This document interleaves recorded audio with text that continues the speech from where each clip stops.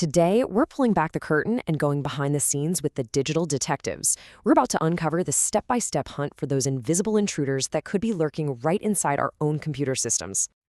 You know that feeling, right? That super frustrating moment when your machine just isn't cooperating. But for a cybersecurity professional, these aren't just little annoyances. Oh no, they're potential clues at the scene of a digital crime. So the real question is, how do you even begin to figure out what's going on? Well, there's a formal name for this whole process. It's called an incident investigation. And this isn't about just randomly clicking around hoping for the best. It is a methodical, systematic hunt to find out exactly what went wrong, who's behind it, and, most importantly, how to make sure it never happens again. So picture this. Our detective shows up at the digital crime scene. The first job is always to secure the area and start looking for clues. Now, you can't see the suspect, but here's the most important thing to remember. Attackers always leave a trace.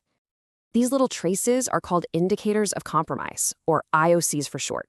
Seriously, just think of them as the digital version of fingerprints or footprints, or maybe even a dropped wallet at a crime scene. They're the telltale signs that an attacker was here.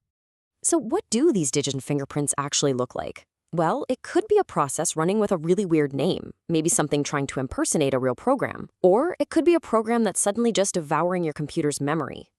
Another huge red flag?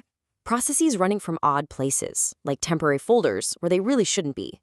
Sometimes attackers will even delete log files to cover their tracks, which, ironically, is a massive clue in itself. Okay, so once our investigators have a few of these initial clues, the hunt really begins. Now, they're not just looking for leftover fingerprints, they are actively tracking an adversary who could still be hiding somewhere inside the system. A really classic trick is to create a secret user account. It's kind of like a burglar installing their own hidden backdoor, so they can just come and go whenever they want. This gives them something we call persistence, the ability to stay in the system for a long, long time, mostly because these extra accounts are super easy to overlook. And what's kind of wild is how simple it can be to find these backdoors. A really basic command to list out all the user accounts can suddenly reveal a name that just, clearly doesn't belong. I mean, in this case, Evil Hacker 3 isn't exactly trying to be subtle, is it? It's literally hiding in plain sight. Finding a secret account is a great win, but that's a static clue. What if the attacker is connected to the computer right now, actively doing stuff? To catch them in the act, investigators have to look at the live network traffic. So an investigator can use a tool to list every single active network connection, and boom, you get this wall of data. It's a lot. It's like trying to overhear one suspicious whisper in a giant, noisy, crowded room. I mean, where do you even start? But this is where the real detective work comes in. By filtering out all the normal, expected chatter, the investigator can cut through the noise. And then, there it is. A single, weird connection on a port that just doesn't look right. Port 4444. This is a huge piece of the puzzle. So what is port 444? Well, you can think of ports as digital doors that let different applications talk to the outside world. And a quick search online confirms it. This particular door, 4444, is famously used by a known piece of malware, a computer worm.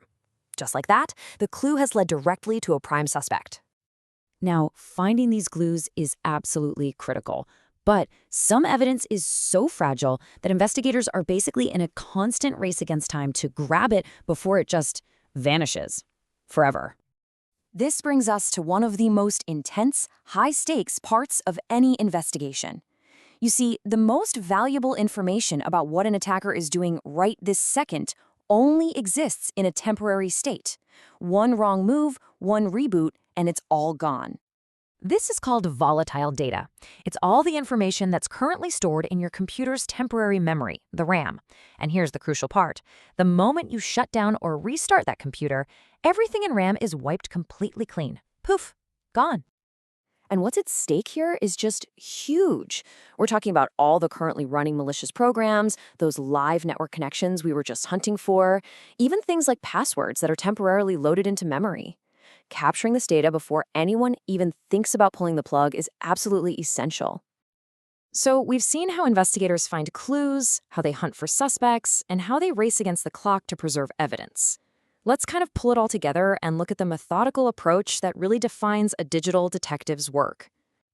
When you boil it all down, it really comes down to 3 key steps. First, you identify the clues, those indicators of compromise. Second, you collect the evidence, and you always prioritize that fragile, volatile data.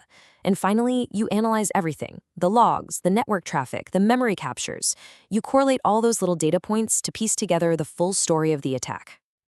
Now look, a full-blown investigation is definitely a job for trained professionals. But that first, critical clue, the slow computer, that crashing program, it almost always comes from a regular user just noticing that something isn't right. So after seeing how the detectives work, the real question is, do you think you'd recognize the signs?